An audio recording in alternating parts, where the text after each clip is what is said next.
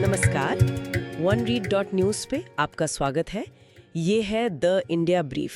आज शुक्रवार 15 अगस्त 2025 है। आज हम 16 अगस्त 2025 की अहम सुर्खियों पर गहराई से बात करेंगे।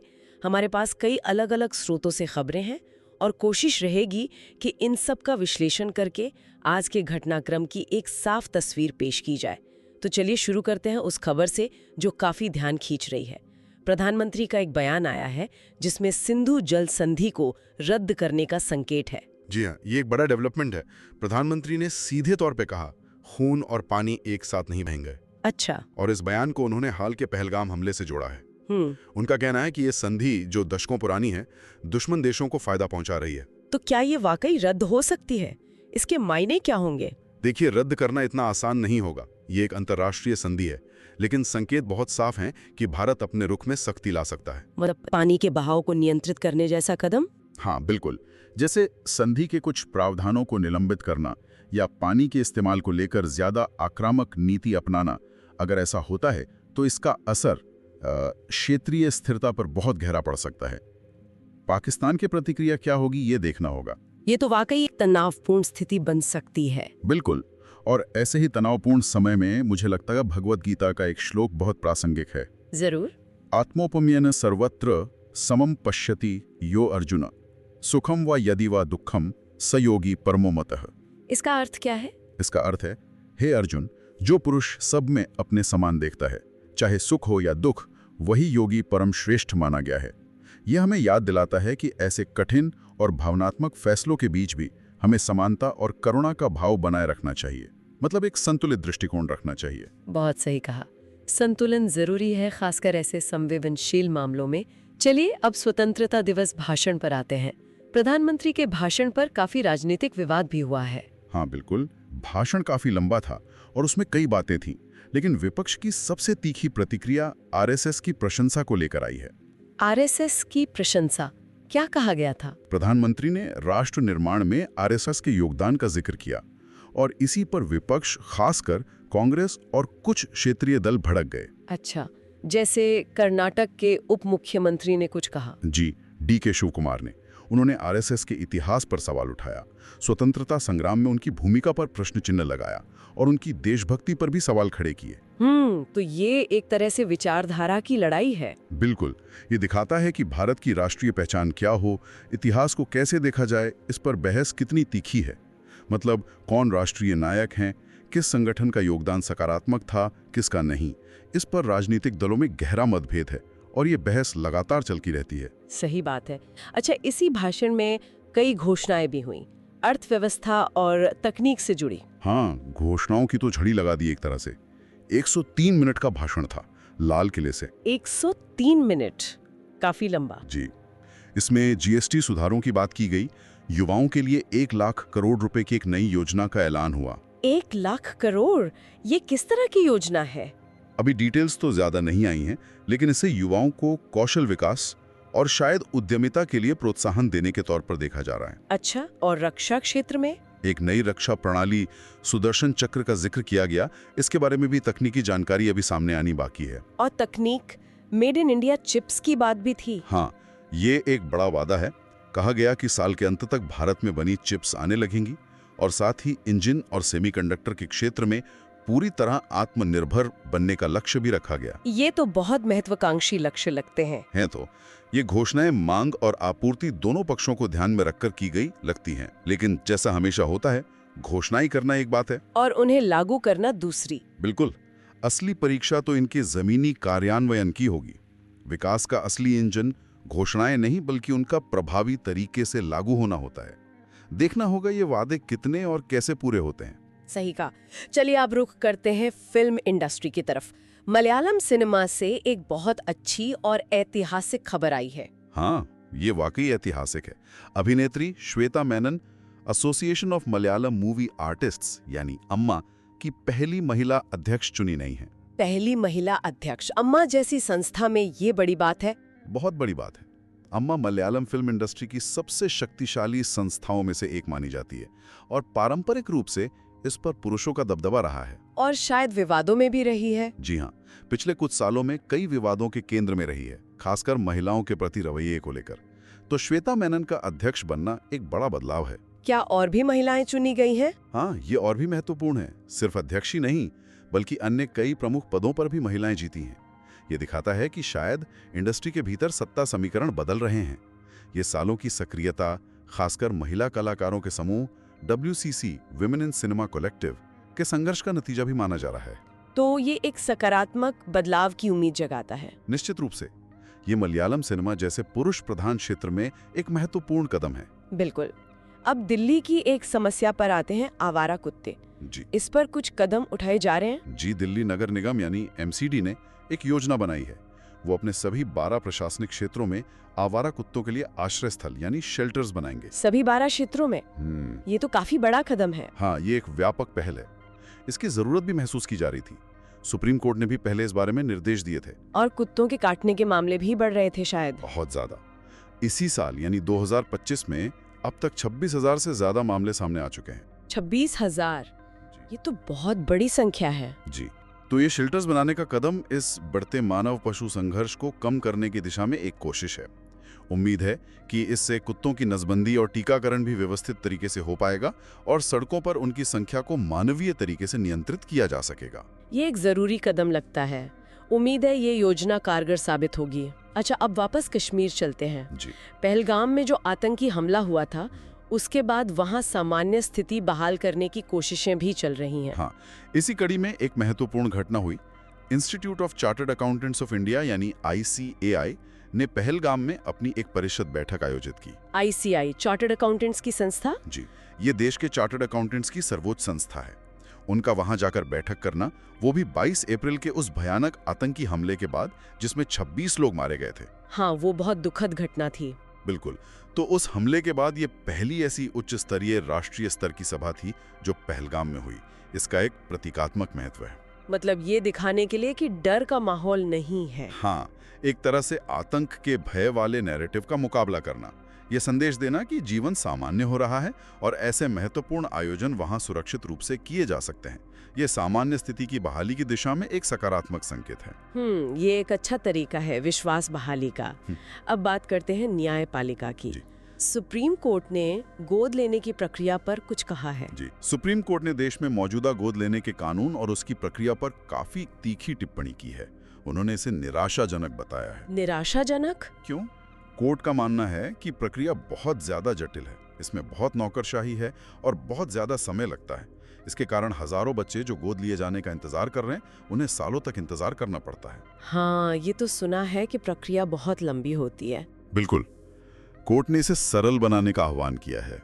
उन्होंने कहा कि इन बच्चों के लिए नौकरशाही से मुक्ति की जरूरत है। लेकिन सुरक्षा का पहलू भी तो है। प्रक्रिया आसान करने में कहीं बच्चों की सुरक्षा से समझौता ना हो जाए। हाँ, यही सबसे बड़ी चुनौती है। कोर्ट ने भी इस बात पर जोर दिया है कि प्रक्रिया को सरल बनाने के साथ साथ बच्चों की सुरक्षा सुनिश्चित करना सर्वोपरि होना चाहिए। तो संतुलन बनाना होगा, प्रक्रिया तेज भी हो और सुरक्षित भी। ये हजारों बच्चों और गोद लेने के इच्छुक माता पिता के लिए एक बहुत जरूरी सुधार होगा। उम्मीद है इस पर जल्द काम होगा। चलिए अब पूर्वोत्तर की ओर चलते हैं। नागालैंड में स्वतंत्रता दिवस समारोहों के दौरान कुछ मुद्दे सामने आए। हाँ, नागालैंड में स्वतंत्रता दिवस समारोह थोड़े तनावपूर्ण माहौल में हुए। सुरक्षा व्यवस्था काफी कड़ी थी। क्यों? कोई खास वजह? एक तो कुछ विद्रोही समूहों ने, जो नागा संप्रभुता की मांग करते रहे हैं, उन्होंने समारोहों के बहिष्कार का आह्वान किया था। अच्छा। तो दूसरा, एक प्रमुख आदिवासी समिति, नागालैंड ट्राइबल हो एंड स्टूडेंट बॉडीज की समन्वय समिति CCNTSHB ने राज्य सरकार की नौकरी आरक्षण नीति के विरोध में प्रदर्शन किया। नौकरी आरक्षण नीति का विरोध, क्या मामला है ये? ये एक जटिल मुद्दा है जो पिछड़े जनजातीय समुदायों के आरक्षण कोटा से जुड़ा है। समिति का मानना है कि मौजूदा नीति न्याय संगत नहीं है, तो उन्होंने स्वतंत्रता दिवस को अपनी मांग उठाने के लिए चुना। तो ये दिखाता है कि राष्ट्रीय पर्व पर भी स्थानीय मुद्दे हावी रह सकते हैं। बिल्कुल। ये एक तरह से याद दिलाता है कि भारत का विचार सिर्फ दिल्ली से तय नहीं होता। हर क्षेत्र की अपनी चिंताएं, अपनी मांगें, अपनी शिकायतें हैं। नागालैंड जैसे राज्य में जहां दशकों से राजनीतिक मुद्दे अनसुलझे हैं, वहां राष्ट्रीय पर्वों पर भी ये तनाव सतह पर आ जाता है। ये बात ध्यान रखने वाली है। अब तकनीक पर वापस आते हैं। ग्रामीण शासन के लिए एक नया AI टूल लॉन्च हुआ है, सभा सार नाम है शायद। जी, सभा सार। सरकार ने इसका प्रदर्शन किया है। ये एक आर्टिफिशियल इंटेलिजेंस आधारित सहायक है जो ग्राम सभा की बैठकों की कार्यवाही यानी मिनट्स या रिपोर्ट तैयार करने में मदद करेगा। अच्छा, AI अब ग्राम सभाओं तक पहुंच रहा है। इसका मकसद क्या है? मकसद है ग्रामीण शासन की दक्षता को बढ़ाना। मतलब बैठकों का रिकॉर्ड रखना आसान हो, कार्यवाही जल्दी तैयार हो और शायद विश्लेषण में भी मदद मिले। सुनने में तो अच्छा लगता है। क्या ये वाकई कारगर होगा?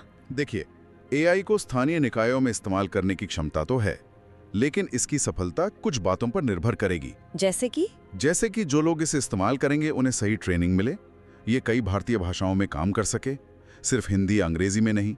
इसमें पारदर्शिता हो, मतलब पता चले कि AI ने क्या बदलाव किए, इसके लिए ऑडिट लॉग्स हों। हाँ, ये जरूरी है। अगर ये सब नहीं होता तो ये सिर्फ एक दिखावटी पायलट प्रोजेक्ट बनकर रह सकता है। लेकिन अगर सही तरीके से लागू किया जाए तो ये ग्रामीण स्तर पर गवर्नेंस को बेहतर बनाने में मददगार साबित हो सकता है। पहल अच्छी है। बिल्कुल, देखना होगा ये कैसे आगे बढ़ता है। अब एक और विवाद की बात करते हैं, महाराष्ट्र से। स्वतंत्रता दिवस पर मांस की दुकानों को बंद रखने का आदेश दिया गया। हाँ, महाराष्ट्र के कई शहरों में वहाँ के नागरिक निकायों यानी म्यूनिसिपल कॉर्पोरेशंस ने 15 अगस्त को मांस की दुकानें और बूचड़खाने बंद रखने का आदेश दिया। 15 अगस्त को? क्यों? इसके पीछे कोई स्पष्ट आधिकारिक कारण नहीं बताया गया, लेकिन इसे अक्सर धार्मिक भावनाओं, खासकर जैन समुदाय के पर्युषण पर्व, जो कभी-कभी इसी समय के आसपास पड़ता है, इसे जोड़कर देखा जाता है। हालांकि इस साल तारीखें शायद उतनी मेल नहीं खा रही थी। लेकिन इस पे विवाद क्यों हुआ? विवाद इसलिए हुआ क्योंकि कई लोगों ने इसे व्यक्तिगत स्वतंत्रता पर हमला माना। मतलब कौन क्या खाएगा या बेचेगा, इस पर सरकार या निकाय का नियंत्रण क्यों हो? हाँ, ये सवाल तो उठता है। दूसरी तरफ कुछ लोगों ने धार्मिक भावनाओं का सम्मान करने की बात कही। तो ये व्यक्तिगत स्वतंत्रता बनाम धार्मिक भावनाएं और इसमें राजनीतिक अवसरवाद का भी एंगल जुड़ जाता है। ये बहस फिर से छिड़ गई। स्वतंत्रता दिवस जैसे मौके पर यह सब होना थोड़ा अजीब लगता है। हाँ, ये दिखाता है कि व्यक्तिगत स्वतंत्रता और राजनीतिक हितों के बीच का तनाव हमारे समाज में कितना गहरा है, और ये राष्ट्रीय पर्वों पर भी सामने आ जाता है। चलिए अब कुछ अच्छी खबरें अंतरिक्ष से। नासा ISRO का संयुक्त मिशन निसार, उसमें कुछ प्रगति हुई है। जी हाँ, बहुत महत्वपूर्ण प्रगति हुई है। निसार उपग्रह, जिसे जुलाई में भारत से लॉन्च किया गया था, उसने सफलतापूर्वक अपना 12 मीटर का विशाल रेडार एंटीना तैनात कर दिया है। 12 मीटर? ये तो काफी बड़ा है। हाँ, ये एक बहुत जटिल प्रक्रिया थी और इसके सफल होने से मिशन एक बड़े पड़ाव पर पहुंच गया है। ये एंटीना ही है जो पृथ्वी की सतह का हाई रेजोल्यूशन डेटा भेजेगा। निसार का मकसद क्या है वैसे? ये एक पृथ्वी अवलोकन उपग्रह है। ये पृथ्वी की सतह में होने वाले सूक्ष्म बदलावों जैसे भूकंप, ज्वालामुखी, बर्फ की चादरों का पिघलना, भूजल स्तर, इन सब पर नजर रखेगा। ये जलवायु परिवर्तन और प्राकृतिक आपदाओं को समझने में बहुत मददगार होगा। तो ये भारत और अमेरिका के बीच एक बड़ा सहयोग है? बिल्कुल। ये सिर्फ रॉकेट लॉन्च करना नहीं है, ये मिलकर ऐसी तकनीक बनाना है जो हमारे ग्रह के स्वास्थ्य की निगरानी करेगी।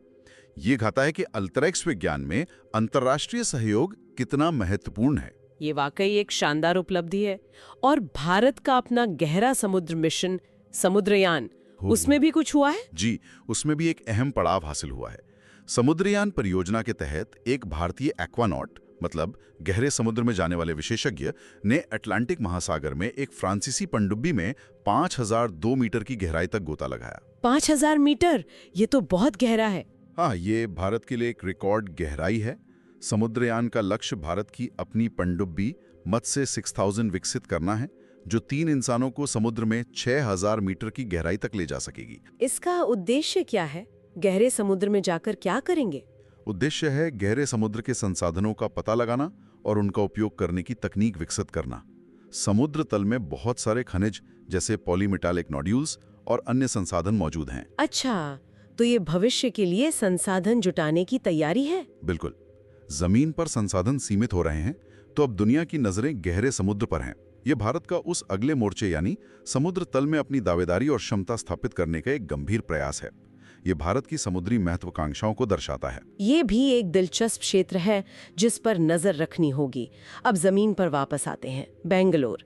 वहाँ स्वतंत्रता दिवस पर कुछ स्वयंसेवकों ने एक अलग तरह का काम किया। हाँ, ये एक बहुत अच्छी पहल थी। बेंगलुरु में एक NGO है, दी अगली इंडियन नाम से, जो शहर को साफ सुथरा रखने के लिए काम करता है। अच्छा। उनके स्वयंसेवकों ने स्वतंत्रता दिवस इस तरह मनाया कि उन्होंने इंदिरानगर इलाके में एक सार्वजनिक कलाकृति, एक दीवार है जिसे फ्रीडम वॉल कहते हैं। Freedom wall. हाँ, उस पर भारत के राष्ट्रीय प्रतीकों वगैरह की पेंटिंग बनी हुई है। वो थोड़ी खराब हो गई थी, तो इन स्वयंसेवकों ने 15 अगस्त को उसकी सफाई की, मरम्मत की, उसे फिर से ठीक किया। अरे वाह, ये तो देशभक्ति का बहुत ही रचनात्मक और सकारात्मक तरीका है। बिल्कुल, ये सिर्फ शब्दों में नहीं बल्कि अपने काम से अपने शहर को बेहतर बनाकर देशभक्ति दिखाने का एक शानदार उदाहरण है। छोटी सी पहल है, लेकिन संदेश बड़ा है। सही में प्रेरणादायक है। चलिए अब कुछ अंतर्राष्ट्रीय सुर्खियों पर भी नजर डाल लेते हैं। अमेरिका और रूस के राष्ट्रपतियों की मुलाकात हुई, ट्रंप और पुतिन की। जी, अलास्का में वर्तमान अमेरिकी राष्ट्रपति ट्रंप और रूसी राष्ट्रपति पुतिन के बीच एक उच्च स्तरीय शिखर बैठक हुई। मुख्य मुद्दा यूक्रेन युद्ध था। तो क्या कुछ हल निकला? युद्ध विराम पर कोई समझौता हुआ? नहीं, दुर्भाग्य से कोई ठोस सफलता नहीं मिली। बैठक बिना किसी समझौते के समाप्त हो गई। तो फिर फायदा क्या हुआ इस बैठक का? देखिए, ऐसी बैठकों का होना भी अपने आप में महत्वपूर्ण होता है। कम से कम बातचीत का चैनल खुला रहता है। लेकिन हाँ, उम्मीद थी कि शायद युद्ध रोकने की दिशा में कुछ प्रगति होगी, वो नहीं हुई। तो एक तरह से राहत भी है कि बात और बिगड़ी नहीं, लेकिन चिंता भी है कि समाधान अभी भी दूर है। दुनिया के सबसे शक्तिशाली नेता मिले, बात की और नतीजा कुछ नहीं। इस स्थिति की गंभीरता बताता है। बिल्कुल। उधर उत्तर कोरिया से फिर चेतावनी आई है। हाँ, उत्तर कोरिया ने अमेरिका और दक्षिण कोरिया के बीच होने वाले संयुक्त सैन्य अभ्यासों के खिलाफ फिर से चेतावनी जारी की है। उन्होंने कहा है कि अगर ये अभ्यास हुए तो वो जवाबी कार्रवाई करेंगे। ये तो उनकी पुरानी रणनीति लगती है। जी बिल्कुल, पिछले कुछ समय से ऐसे संकेत मिल रहे थे कि शायद कोरियाई प्रायद्वीप पर तनाव कुछ कम हो रहा है, लेकिन इस चेतावनी ने उन उम्मीदों पर पानी फेर दिया है। उत्तर कोरिया अभी भी उसी तरह की बयानबाजी और दबाव बनाने की रणनीति पर चल रहा है। तो वहाँ स्थिति अभी भी नाजुक बनी हुई है। हाँ बिल्कुल। और अफगानिस्तान से खबर है कि तालिबान ने सत्ता में वापसी की चौथी सालगिरह मनाई। जी, 4 साल हो गए तालिबान को अफगानिस्तान में सत्ता संभाले हुए। उन्होंने काबुल पर कब्जा करने की सालगिरह मनाई। लेकिन वहाँ हालात कैसे हैं, खासकर महिलाओं के लिए? हालात बहुत चिंताजनक हैं। तालिबान ने महिलाओं और लड़कियों पर बहुत कठोर प्रतिबंध लगा रखे हैं। उनकी शिक्षा, रोजगार, सार्वजनिक जीवन में भागीदारी, सब पर रोक है। इसी वजह से अफगानिस्तान अंतर्राष्ट्रीय स्तर पर लगभग पूरी तरह अलग थलग पड़ गया है। कोई भी देश उनकी सरकार को मान्यता नहीं दे रहा है। ये बहुत दुखद है। हाँ, ये एक कड़वी याद दिलाता है कि मानवाधिकारों और स्वतंत्रता के क्षेत्र में हुई प्रगति कितनी नाजुक हो सकती है और कितनी जल्दी पीछे जा सकती है। बिल्कुल। ये थी आज की कुछ प्रमुख राष्ट्रीय और अंतर्राष्ट्रीय सुर्खियां। तो आज की इन तमाम खबरों को अगर हम एक साथ देखें तो कोई एक खास बात या थीम उभर कर आती है? हाँ, मुझे लगता है एक बात बहुत साफ तौर पर दिखती है, वो है पहचान का मुद्दा। चाहे वो राष्ट्रीय पहचान की बहस हो, जैसे आरएसएस पर हुई चर्चा, या सिंधु जल संधि के संदर्भ में राष्ट्रीय हित की परिभाषा, या फिर क्षेत्रीय पहचान और स्थानीय मुद्दे जैसे नागालैंड में हमने देखा, या संस्थागत पहचान जैसे एमा में महिलाओं का नेतृत्व संभालना। हर जगह एक तरह से पहचान को लेकर या उसके अर्थ को लेकर एक संवाद, कभी कभी तनाव दिखाई देता है। और स्वतंत्रता का मतलब भी शायद अलग अलग लोगों के लिए अलग है। बिल्कुल। स्वतंत्रता दिवस पर ही हमने महाराष्ट्र में व्यक्तिगत स्वतंत्रता बनाम सामूहिक भावना का विवाद देखा। नागालैंड में अलग तरह की स्वतंत्रता की आकांक्षाएं हैं। गोद लेने वाले बच्चों के लिए नौकरशाही से स्वतंत्रता की बात है। तो स्वतंत्रता और पहचान, ये दो विचार आज की कई खबरों के केंद्र में लगते हैं। ये एक दिलचस्प नजरिया है और ये दिखाता है कि एक राष्ट्र की कहानी कोई एक सीधी रेखा नहीं होती, ये लगातार बनती रहती है। इसमें कई आवाजें होती हैं, कई मतभेद होते हैं। इन अलग अलग दृष्टिकोणों को समझना मुझे लगता है आज के समय में बहुत जरूरी है। हमें पूरी उम्मीद है कि आज के इस विस्तृत चर्चा से, जिसमें हमने सिर्फ तथ्यों को सामने रखने की कोशिश की, बिना किसी झुकाव या भावनात्मक रंग के, आपको दिन की घटनाओं की अपनी एक स्पष्ट समझ बनाने में मदद मिली होगी। इस तरह की सीधी राय मुक्त खबरें आप तक पहुंचाने की हमारी क्षमता आप जैसे श्रोताओं पर निर्भर करती है। वैसे तो आप सिर्फ ₹1 प्रतिदिन बिल 29 रुपए माह पर हमें विज्ञापन मुक्त और कॉर्पोरेट या सरकारी प्रभाव से पूरी तरह स्वतंत्र रहने में मदद कर सकते हैं। जिसका मतलब है कि आपकी खबर से कभी समझौता नहीं होता। हाँ, लेकिन अभी ये सेवा पूरी तरह से मुफ्त है, तो इसे अपने दोस्तों परिवार के साथ साझा जरूर करें। अगर आप इस नजरिए को महत्व देते हैं और चाहते हैं कि आपको भरोसेमंद समाचार मिलते रहें, तो कृपया www.oneread.news पर जाएं और सब्सक्राइब करने पर विचार करें। और अगर आपको लगता है कि दूसरों को भी एक शांत, स्पष्ट समाचार स्रोत से लाभ होगा, तो हम आभारी होंगे यदि आप इसे उनके साथ साझा करेंगे। आपका समर्थन हमें सामान्य शोर से दूर तथ्यात्मक, संक्षिप्त समाचारों के लिए एक समर्पित स्थान प्रदान करने के हमारे मिशन में मदद करता है। आज सुनने के लिए आपका बहुत बहुत धन्यवाद। हमें उम्मीद है कि हमने आपके समाचार जानने के तरीके में कुछ सकारात्मक योगदान दिया है। हम कल सुबह 8 बजे आपके लिए और सुर्खियां लेकर वापस आएंगे। तब तक मुस्कुराते रहें और इस दुनिया को सभी के लिए एक बेहतर जगह बनाने की कोशिश करते रहें। नमस्कार। Follow us on Spotify and YouTube to listen to this podcast every morning at 8 a.m.